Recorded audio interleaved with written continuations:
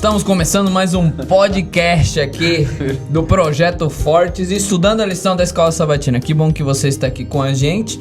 Nós já estamos no 7º episódio, então se você não ouviu ainda os anteriores, te convido a você ouvir. E também convido vocês a compartilhar esta mensagem que a gente está preparando com muito carinho aqui. O patrocinador, né, o que teve esse projeto é o Projeto Fortes, Ministério Jovem, Associação Paulista Sudoeste. Então, curte a página fortes.apsu.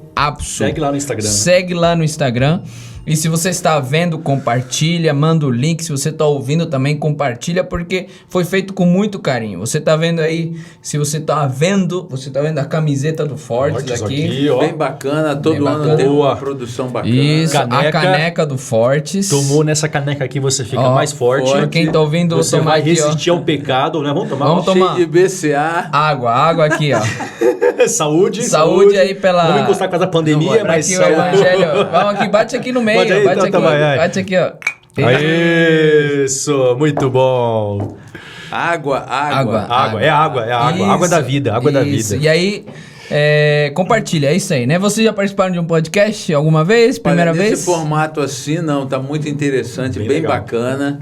Parabéns aí à área de comunicação da APSU, o pessoal manda bem. O pessoal é bom, né? Caprichou. Cara, primeira vez. Primeira vez também, Primeira Ednei? vez, nunca participei, já gravei coisa pro YouTube, já fiz live no Instagram, mas podcast primeira vez. Gostei desse formato. É o que tá no esquema vou aderir hoje, a esse movimento. Como o Kevin é o cara assim... o Kevin já é o cara experiente, né? Não, é o cara... Tipo exportação, né? Exatamente, né? O Kevin tá ali com o flow, competindo. Primeira vez Primeira vez que eu tô fazendo esse formato tá acompanhando, também. né? A gente fazendo sinal de fumaça aqui, ele lá no Peru já fazendo podcast. Exatamente. Não, eu já fiz podcast, mas não com essa estrutura, né? Tá tudo bem bonito, bem agradável, então vamos ir pra frente. Eu já gravei um podcast, se quiser seguir aí no caminho, no Instagram, também fala um pouquinho sobre a Bíblia. Vamos pra lição, então. Muito bom, vamos pra lição. Vamos ir pra lição. Um abraço pro pai do Kevin. Abraço pra minha família. Você quer mandar um abraço? Hoje é você, próximo podcast é ele. Vai lá, abraço. Quero mandar um abraço para toda a juventude aí de Piracicaba,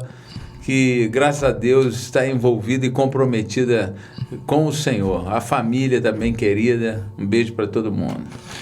Então, beleza. Não, manda você também. Manda todo mundo agora. Então, um abraço para minhas igrejas, a Cristo do Cerrado, em Sorocaba. E também para minha esposa, meu filho, que estão me ouvindo. Ele sem entender nada, mas está ouvindo lá, com certeza. Orgulhoso do pai. Orgulhoso do pai. Falando nisso, já entrando nas curiosidades, você tem um filho, então? Fala aí um pouquinho. Tenho filho. Meu primeiro bebê, ele está com 10 meses, nesse momento em que estou gravando o podcast. 10 meses. Então. É João Pedro. Legal. É o primeiro das 12 tribos de Israel que eu estou formando. 12, hein? Que minha esposa não ouça isso. Não vai concordar com você, com certeza. Eu tenho um casal de filhos. Quantos anos? A Natália, casada já, ela está com 29 anos. Minha idade. Sua idade, então respeitem. 29 anos. E o caçula, que está com 25, é o meu xará. Legal. Eu tenho... Um de 1 mês e 9 meses. Mas 1 mês e 9 meses? 1 ano e 9 meses. Como que ele fala, papai? Que é um cachorrinho, na verdade. Cachorrinha, Amora se chama. Olha aí, que bonitinho. Então, eu ainda não tenho filhos, futuramente aí. Eu tô casado há pouco tempo, né? Quem sabe, né? Sara. Exato. Essa lição de Abraão. Não, na verdade, a gente não falou quanto tempo a gente tá casado. Próximo a gente fala, né? Pode ser uma curiosidade aí. Vamos lá, vamos pra lição. A lição de hoje é a 7ª lição. E o tema é Antigo versus Novo, né? Vamos fazer uma oração, né? Pra gente começar este momento especial. Vamos fechar os nossos olhos, vamos orar. Querido Deus, guia este momento que vamos ter agora de estudo da lição, que este tema e os temas que a gente tem estudado possam ser uma bênção para as pessoas que estão ouvindo. Nos usa mais um momento, esse que eu te peço, em nome do Senhor Jesus. Amém. Amém. Aqui o nosso mais experiente, nosso conselheiro, já trabalhou muito tempo com jovens, Hélio Coutinho Pereira da Silva, né? Hélio é o secretário da associação. Um abraço bem grande pro pastor Hélio Coutinho. Produção, corta essa também na edição aí, por favor. Também. Vamos mandar um abraço para toda a administração. Agora tem um erro bem grande, né? Eita, rapaz. Produção, edita essa parte aí, troca aquele pi. Reinaldo Coutinho. Reinaldo, aqui é Coutinho. É porque nós estamos na 7ª lição, né? É isso, é o Queinaldo. Queinaldo. Então, o Reinaldo Coutinho Pereira da Silva, ele está aqui com a gente, é o mais experiente, e eu quero já começar a fazer pergunta para vocês. Sabe que vocês são as perguntas mais difíceis, né, da lição. O que significa, o que a lição quer falar com antigo versus novo? Qual é o tema principal desta semana? É uma coisa que a gente,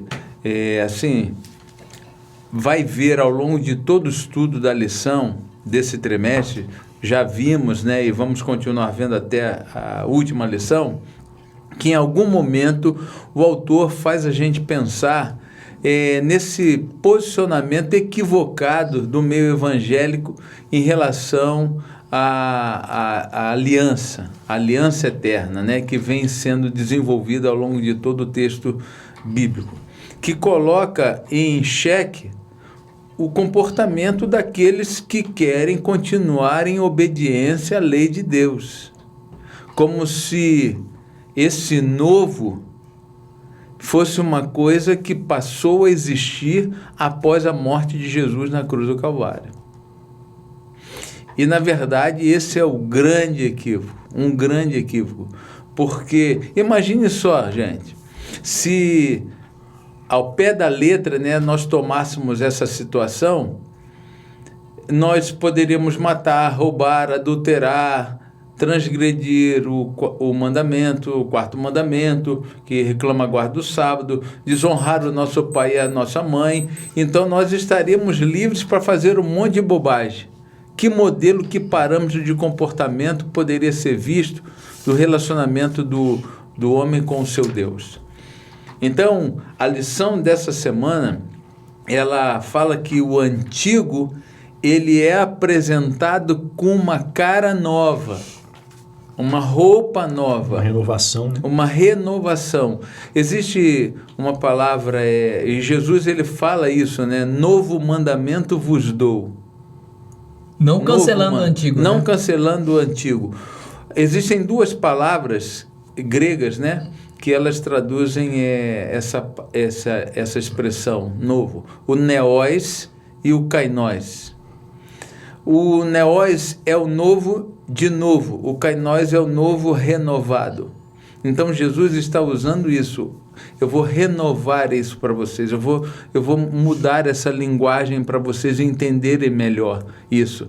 Nós já vimos, né, que a salvação sempre foi pela graça, pela justiça, e vimos no Salmo 103, lembra que a gente estudou, que bendiz, ó minha alma, ao Senhor, por todos os seus benefícios.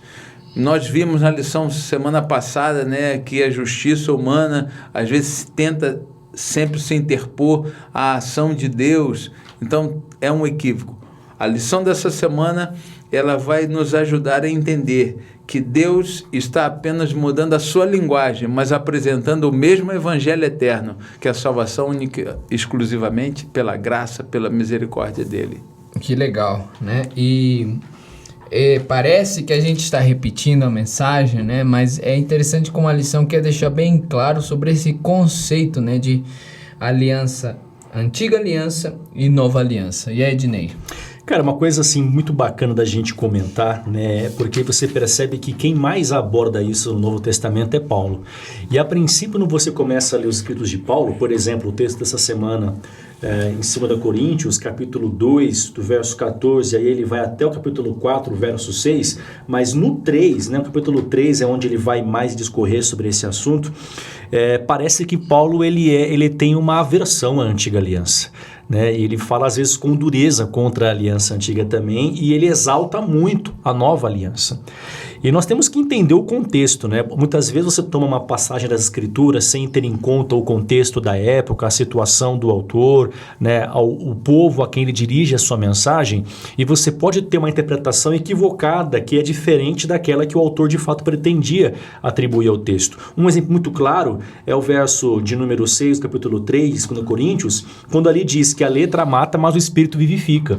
E eu já ouvi muitos evangélicos, muitos cristãos sinceros, por sinal também, usando esse texto, argumentando contra, né, a lei de Deus, argumentando contra os adventistas do sétimo dia, referente à guarda do sábado, por exemplo, né, porque tem-se essa imagem de que a letra ela é negativa, de que a letra mata, né, que o espírito vivifica, mas nós temos que entender a letra que Paulo se refere aqui no contexto maior da passagem. Se eu tomar esse verso isoladamente, eu posso dar ele qualquer interpretação.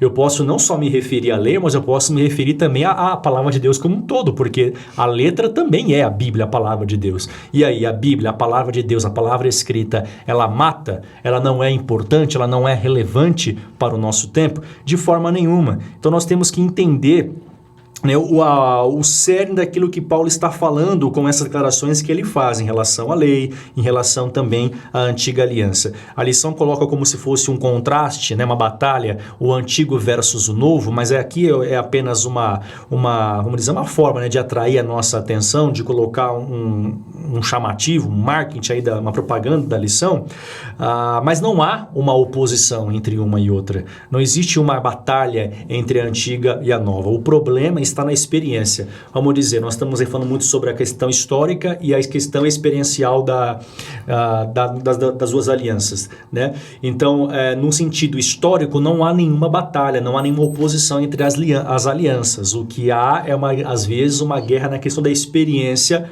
própria, nossa, né? A nossa experiência particular com as alianças. Já falamos aqui muitas vezes, é possível você viver historicamente a nova aliança, mas está experimentando ainda os efeitos da primeira aliança, e são coisas completamente distintas, né? Paulo fala também sobre o véu, né, que faz aquela separação, lembrando, né, tomando aqui o exemplo do santuário, havia aquele véu que separava o santo do santíssimo, e uma vez que a Bíblia apresenta, né, que o véu foi removido, então o caminho para Deus, o acesso ao trono de Deus, ele está livre, não há nenhum impedimento, não há nenhuma barreira mais. Na antiga aliança, o caminho ele não era livre, vamos dizer assim, né? Não tinha esse acesso direto, havia um processo. Já falamos isso, eu acho que em uma lição passada, havia o sacrifício, a mediação do sacerdote, aí através do sacerdote o pecador ele chegava até ao trono de Deus, né? Ali no Santo dos Santos. Em Cristo, o véu foi removido, o sacrifício já foi feito, a mediação ele também continua realizando por nós hoje no santuário do céu.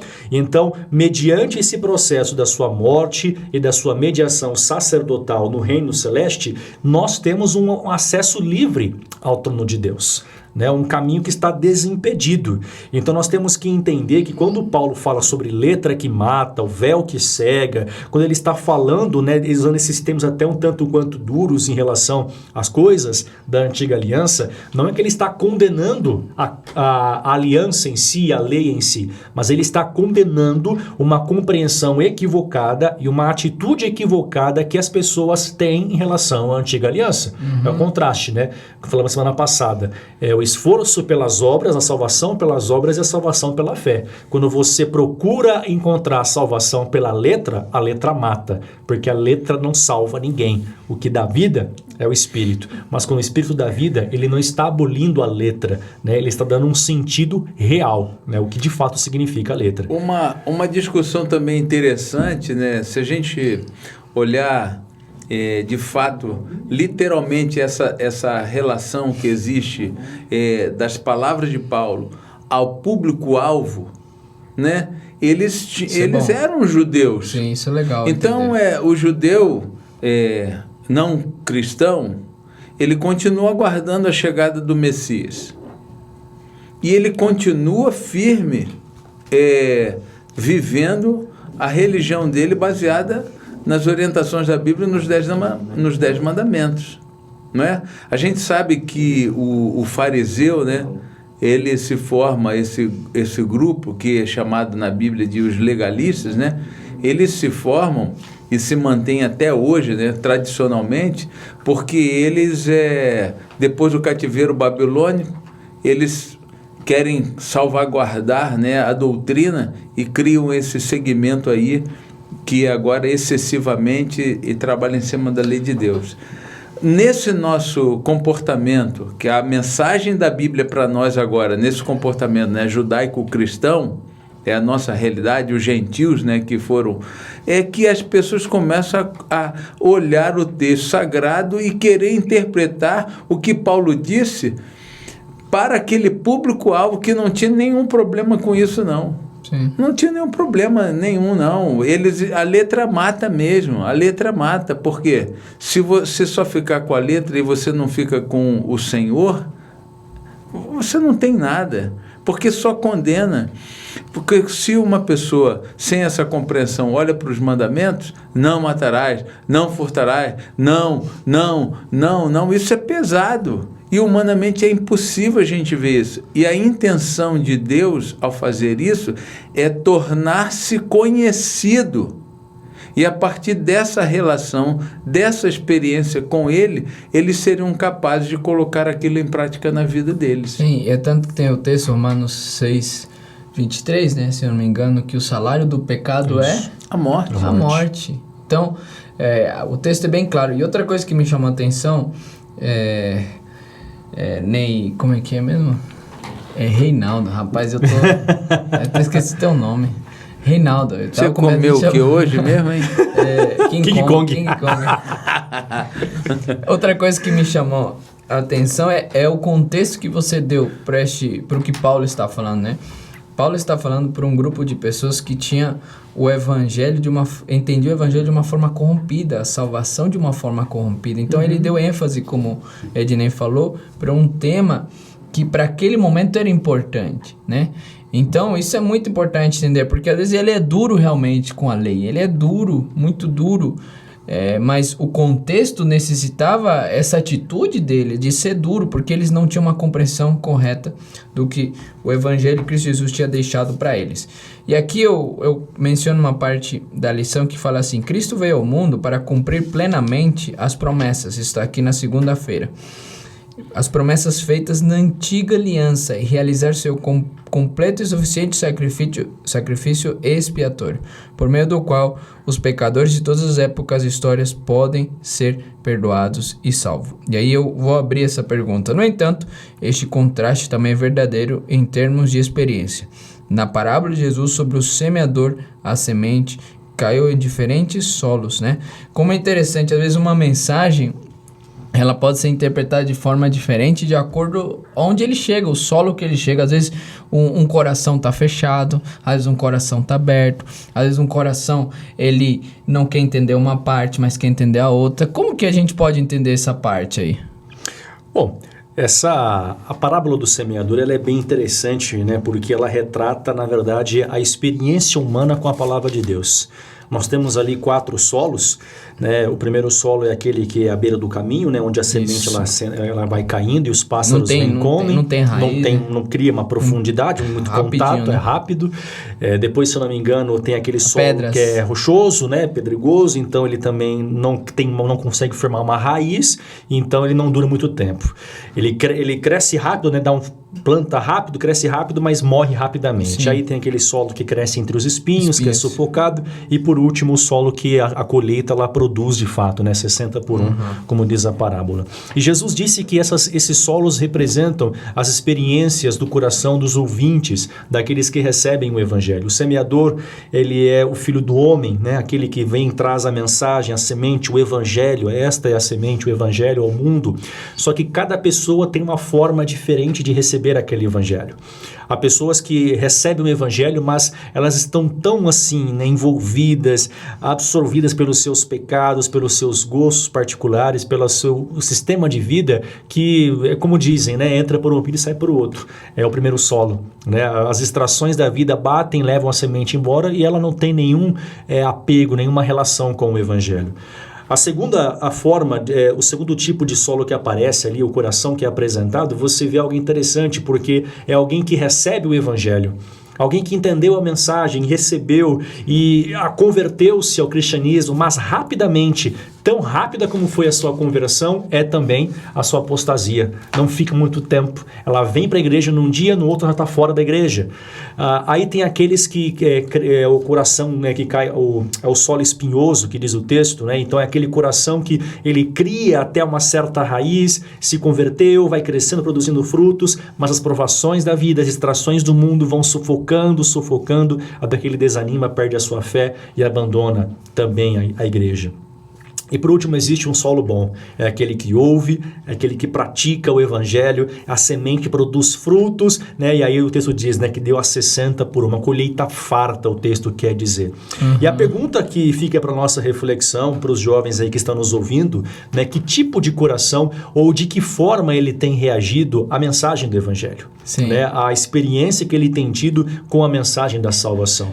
E é possível, é plenamente possível nós termos essas 4 experiências, né? A depender do momento que estamos vivendo, da forma como estamos nos relacionando com Cristo. É possível que eu tenha um coração pedregoso, que a mensagem vem, mas ela não cria raiz e logo ela desaparece. Ou então os espinhos da vida, as provações, as tentações, as distrações do mundo estão sufocando a minha fé. Ou pode ser que a minha vida ela tem produzido frutos para o reino de Deus. Sim. O ponto é, né, a mensagem é recebida por todos, mas nem todos reagem da mesma forma em relação a essa mensagem. Sabe, eu penso em 2 coisas, me fez lembrar o que você está comentando. Uma explicação bem legal do que você fez dessa parábola é que, eu não sei se vocês têm uma casa que tem grama, né? Grama.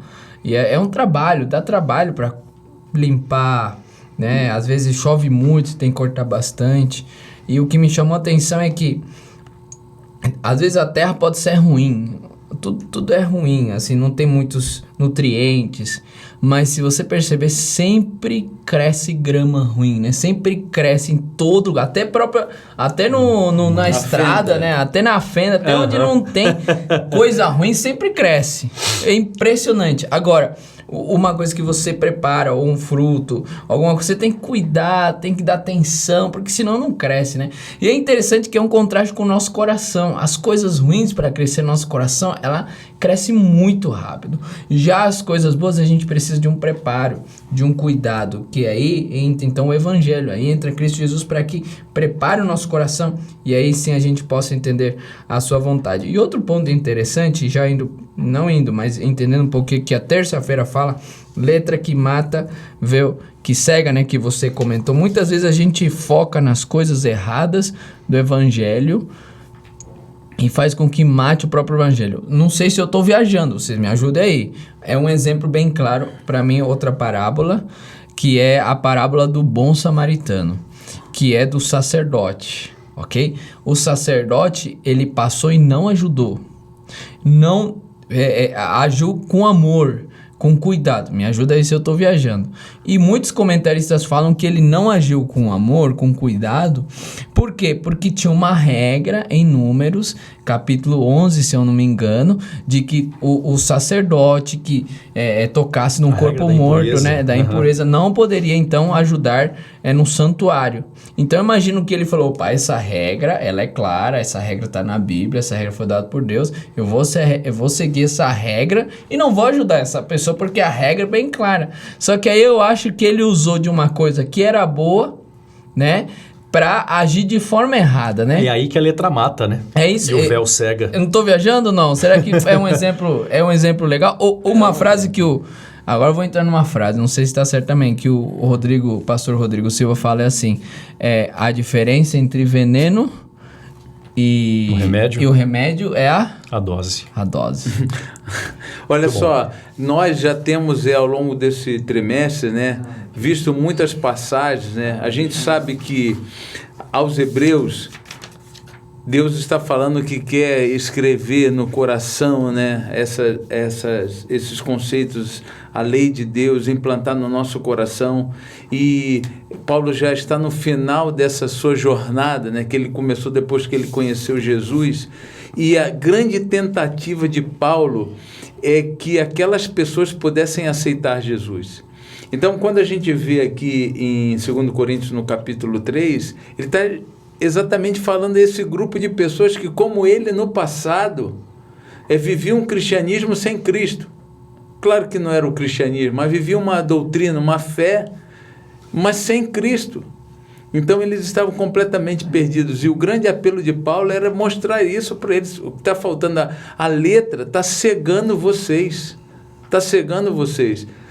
A exaltação no Salmo 119, né? Senhor, desvenda os meus olhos para que eu veja a beleza da tua lei. O anúncio de Isaías, que no capítulo 42, que ele viria para abrir os olhos dos cegos. Olha a referência.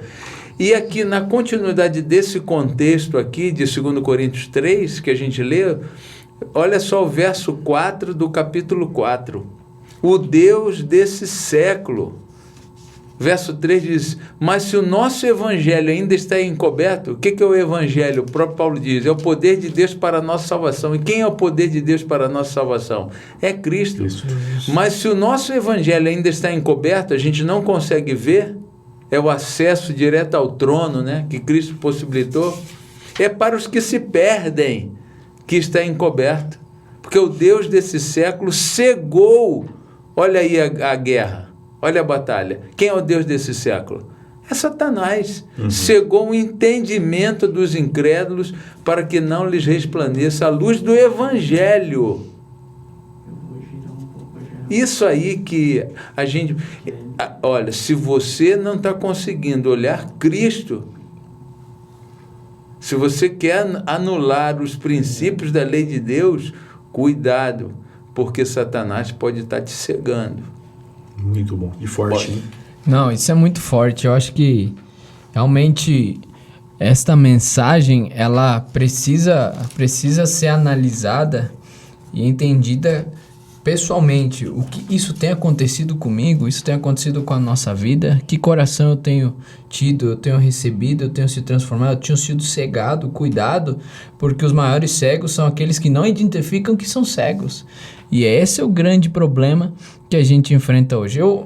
Felizmente, já temos Segundo Isaías 43, verso 8, diz assim, traz o povo que ainda que tem olhos é cego. Olha aí, porque a pior cegueira não é a cegueira física. É a espiritual. Tem até um ditado que diz assim, o pior cego... aquele que não quer ver. Que não quer ver. Então, Satanás está cegando mesmo. E a gente tem que tomar cuidado para que isso não alcance a nossa vida, né?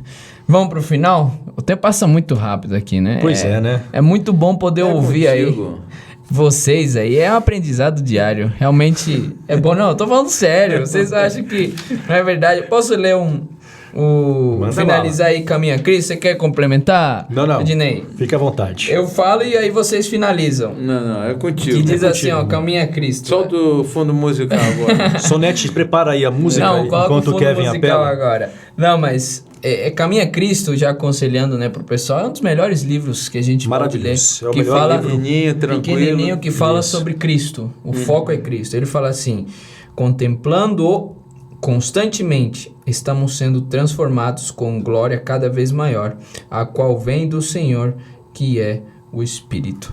Então, quanto mais a gente contempla Cristo, mais parecido estamos com Ele. Muito bom. Que essa seja a tua atitude, que seja a nossa atitude, e nós vemos então semana que vem, é isso? É isso aí. Estaremos esse mesmo aqui. Horário, esse mesmo canal.